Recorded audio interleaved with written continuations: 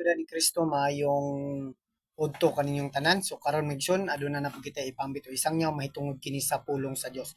So kini nga punto mention nga atuang at topic upay guys kutan is about sa pista, no? Pista. So ang pista mention no ang lain nga pinulungan niya na no mo kana ang pangilin o kasaulugan sa pagsaylo mention no. So kung ato nang Tokyo mention no nga dinhi masayran na to nga naagyod tay mga basa dinhi sa balaang kasulatan medyo no nga adunay kasaulugan sa pagsaylo o mo kana ang pagsaylo mission binisaya kay na no sumo kana ang pista o pangilid. So atong basahon dinhi sa atong search mga idyo no kung say buot ipasabot sa pista medyo no. So nga nagayon dinhi ang pulong pista Spanish nga pulong gikan kini sa Latin nga pulong pistom nga gikan usab sa Griego nga pulong nga ihorte nga nagpasabot nga holiday and banquet o kumbira sa Binisaya pangilin. So mo na mention no, ang kumbira pagpakaon mention mo na ang pista mo nang dina sa Katoliko aduna gayoy pista ug aduna usab kitay ma-prove diri mention no nga aduna gayoy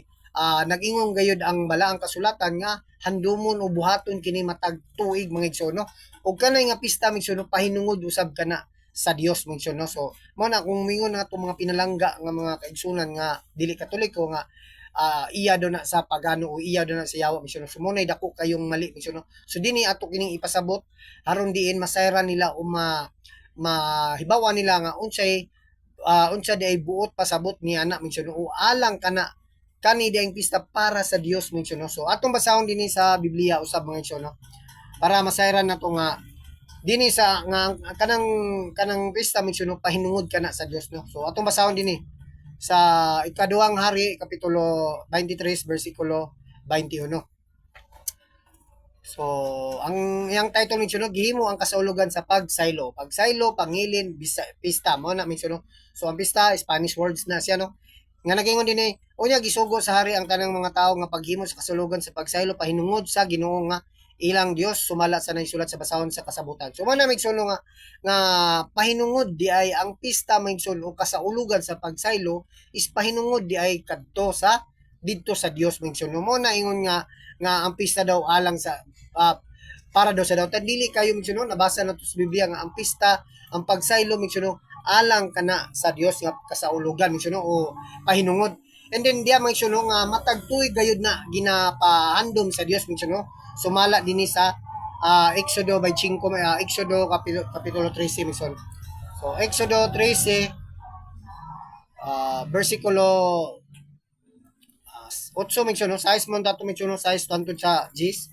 So atong basahon mention no diri nga nagayon ni adtong adlaw gipasabot ninyo sa inyong mga anak no pasabot sa mga anak nga gihimo kining tanan aron paghandom nga gihimo sa Ginoo kaninyo sa pagbiya didto aninyo sa Ehipto. Kining mga seremonyas magsiling usa ka timan diha sa inyong kamot og usa ka patik sa inyong agtang nga magpahinumdom kaninyo sa pagpadayon kamong paghiskot sa balaod sa Ginoo kay siya ang nagpagawas kaninyo sa Ehipto pinagi sa iyang kalagsawang gahom. So sa 10 mention no busa tumanak kining seremonyas matag tuig sa gitakda sa panahon no. So man matag tuig daw mention no. So sa ato masahon ng size mention no. Sunod sa pitong adlaw ang pan nga walay patubong inyong kanon og ay kapitong adlaw himuwa usa kini kasaulugan alang sa Ginoo mention mo na nga kini ding kasaulugan sa pagsaylo o pista alang kana sa Ginoo. And then mato dito sa 10 mention nga buhaton kini nga seremonyas matag tuig mention mo na bitaw dinha sa atuang dinha sa mga Katoliko aduna gyud tay pista mention depende kung kinsa atong patron dinha mention no.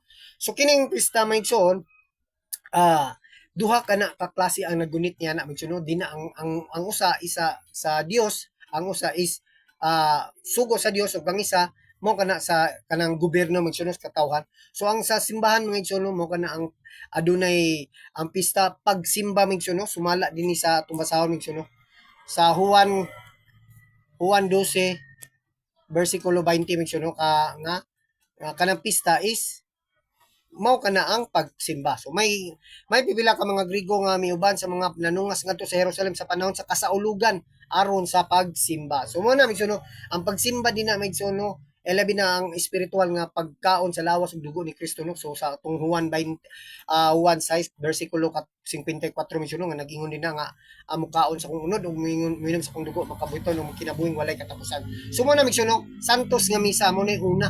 Andi na ikaduha din na misyon no, ang kung naapagay dahil mga sakramento din na ginasabay misyon kanang bunyag o kasal na din na misyon na ginasabay din ha aron diin nga kung katong gusto nga wala joy kaya nga mugasto o magpa-special nga kasal misyon kani nga punto nga pista misyon no mo na nga na mga libre ka na misyon kung na may mabarya na sa mga papilis lang so mo na misyon gisabay din na ang bunyag o kasal misyon no. So, mo na ang punto din na sa atuang simbahang katoliko nga adunay pista. Pagkauman sa kasal, bunyag maigsoon, sumuna nga magpakaon, no? Ang pagpakaon sa mention no, ang pinaka-importante ang pagpakaon sama ra nga gipakaon nato ang Dios niya na no. Sumala dinhi sa Mateo mention no. So, Mateo 5 kapitulo 5 bersikulo 35 mention no.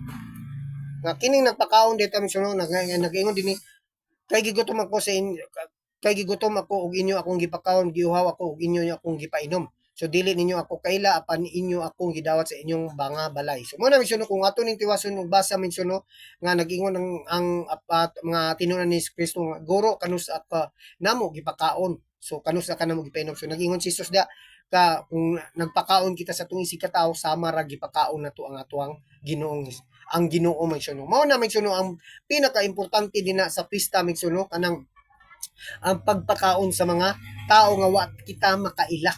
O kung naano di makaila, mas okay gyapon migsuno kay importante dia nga nagpakaon kita dinha migsuno wala kanay sayop nga kalihukan migsuno kay sumala dinhi nga aduna gyud kitay na basa nga kuano pagsaylo nga pangilin o mo nga na ang pinulungan nga pista migsuno.